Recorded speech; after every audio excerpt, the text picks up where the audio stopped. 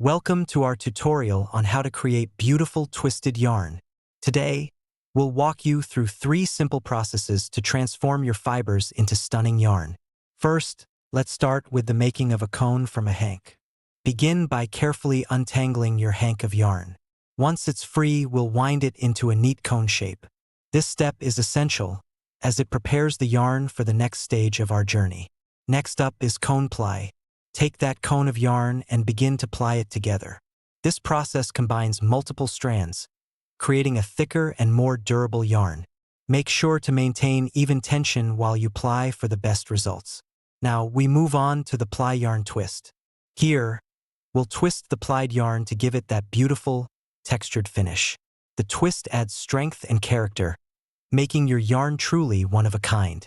Finally, it's time to rec-one your twisted yarn. Carefully rewind it into a new cone, and voila!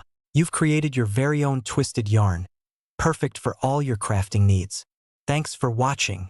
If you enjoyed this tutorial, don't forget to subscribe to our channel for more creative ideas. Happy crafting! For more details, freely contact us at Durga Engineering Works. Thanks for watching.